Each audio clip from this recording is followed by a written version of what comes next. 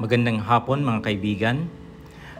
Tara na po tayo ay mamasyal dito sa bayan ng Malinaw, Albay. So samahan niyo po ako sa pagdalaw dito sa simbahan ni Santa Ana at San Joaquin. Sila po ang mga patron saint ng Malinaw, Albay. At ito ay isang lumang simbahan. And actually, ang Malinaw ay isang napakaluma na ring bayan. At noong unang panahon, sabi ng aking lolo, ito daw ang parang pinakasentro ng lugar dito sa lugar na ito ng Kabikulan, sapagkat dito nakabase ang isang misyon ng mga Fransiskano na siyang inatasan ng gobyerno na colonial government ng Spain ng Mexico noon na magsagawa ng evangelization dito sa lugar na ito. So, noong unang panahon ng mga Kastila, usually, ang mga parish priests at saka yung mga parish administration ay hindi lang sila namamahala sa mga espiritual na pangangailangan ng lugar, bagkos sila ay pinagkakatiwalaan din ng gobyerno ng Espanya na mamahala sa larangan ng sibil, lalong-lalo na sa pangungulekta ng mga buwis at saka sa pangangasiwa ng mga lupain sa lugar nito. Kaya sikat na sikat noon ang Malinaw, Albay. At nang buhay pa ang aking lolo noong kami ay mga bata pa noon, mga early 70s, madalas akong dalhin dito ng aking lolo sa Malinaw sapagkat siya ay tubong Malinaw. Dito siya lumaki at ang kanyang tiyuhin na pare na naging parish priest din ng simbahang ito ang siyang nagpalaki sa kanya. At taga rito talaga siya, usually ang aking lolo. Kaya yung ibang mga relatives ko ay taga rito rin sa Malinaw. At marami siyang kwento tungkol dito sa Malinaw, lalong-lalo na ang patungkol kay Santa Ana. Kaya sa fasad ng simbahan na ito makikita mo ang isang imahen ng isang babae na nakasakay sa ibabaw ng baka. Kasi sabi ng aking lolo, ng panahon na yon nang sasalakayin ng mga Muslim ang bayan, ay biglang nakita ng mga Muslim na may isang babae na may kalong-kalong na bata at nakasakay sa baka at kasama niya ang mga sundalo o mga kawal na Pilipino noon. At dahil dito natakot daw ang mga Muslim at hindi nila itunuloy ang kanilang masamang balak sa bayan ng Malinaw. Kaya bilang pag-alaala ng itong kwentong to ay inilagay sa itaas ng fasad ng simbahan itong carvings na ito ng imahen ni Santa Ana. Si Santa Ana pala at saka si San Joaquin ang mga magulang ni Birhen Maria according to tradition. At meron pa rin ang kwento ang aking lolo tungkol sa Natunawan. So later on, papaliwanag ko sa inyo ang tungkol sa isla ng Natunawan.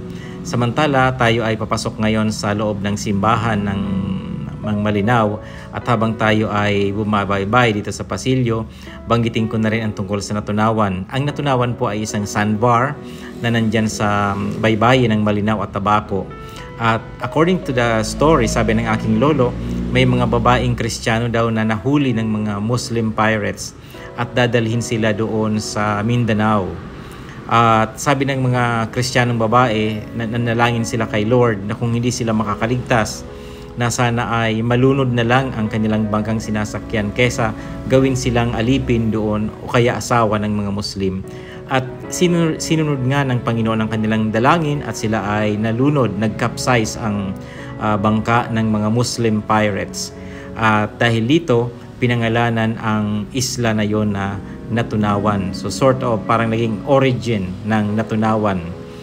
Okay, so tayo ay dumadako na dito sa sentro ng altar ng simbahan ng Malinaw. Usually when I was a kid, nakikita ko noon ang retablo dito. Kaya lang dahil nga sa maraming renovations na ginawa nila, I don't know kung bakit ayaw nila sa mga retablo noon. So inalis nila yung retablo at pinalitan ito ng isang modernong istruktura na minsan hindi rin siya bumabagay talaga sa history at itsura ng simbahan. But anyways, hopefully sana na-realize din nila. So nandito sa unahan ang choir loft. Usually, nung unang panahon, prior to the reforms of the liturgy, ang choir loft ay matatagpuan doon sa may pintuan sa likuran. So ngayon nilocate nila dito sa harap. Tayo ngayon ay lumalapit dito sa side altar at nandito si San Roque. Yan, a very popular saint. Very popular si San Roque dito sa lugar na ito, sa Malinaw. Hindi lang sa Malinaw, sa Bicol region. At itinuturing siyang wonder worker. So I don't know why nakaka-identify ang mga Bicolano kay San Roque. Perhaps Saint Trots is a poor man. Perhaps he is a downtrodden person. Alam nyo na, sa psyche kasi ng karamihan sa mga Pilipino yung simpatya doon sa mga taong downtrodden, maawain ng mga Pilipino. Kaya they always can identify themselves with Saint Roch. Yan, si San Roque. Very popular yan na santo at milagroso ding santo. So tayo naman ngayon ay baybayin natin itong central part ng church at tayo ay dadaan dito sa harapan. So nandito po sa altar, sa main altar, ang Blessed Sacrament. Nakadeposit siya dito. So there is the real presence of our Lord. So let us pay respect to the Lord, to the King of Kings, and let me pray this prayer which I've learned from my childhood. O Sacrament most holy, O Sacrament divine, all praise and thanksgiving be every moment thine. Amen. So natutunan ko yan sa aking lola noon, and naisaulo ko siya. I learned it by heart, and even today I can always, whenever I pass the church, I always recite this little ejaculation about the Blessed Sacrament. At dito tayo sa side altar, sa side chapel. Meron silang maliit na chapel dito sa gilid. Perhaps yung mga maliliit na misa, siguro yung mga noontime masses na kaunti lang ang nag-a-attend, dito siguro sila nagmimisa. At nandiyan po yung imahe ni Our Lady of Salvation na siyang patrona ng diocese ng Legazpi. So nandiyan din si Saint Francis, Padre Pio, and some representation of the Blessed Virgin Mary. At yan po ang mga ceiling. You can see the stained glass, although the stained glass are not really that magnificent, but it gives artistic rendition. So you have here the cross. So sa tingin ko ginagamit nila ito during Good Friday. Yan. So dumako tayo, palabas na tayo ngayon. Babaybayin natin ang central nave ng church. At dito sa gilid ng church, manonotice ninyo ay may mga nakalibing na mga labi ng mga sinaunang tao. Yung mga labi nila ay, mga restos nila ay nakalagay dito kasi kinaugalian ng mga Pilipino noon, yung mga prominenteng Pilipino na ilagay ang mga remains ng kanilang relatives sa simbahan. Yan, for them to be remembered. So, matagal na to. Tingnan nyo, may 1901 dito, 1903, namatay pang 1900. Malamang wala na silang kamag-anak ngayon, o kaya malamang nagsanga-sanga na ang kanilang henerasyon ngayon and nobody remembers them.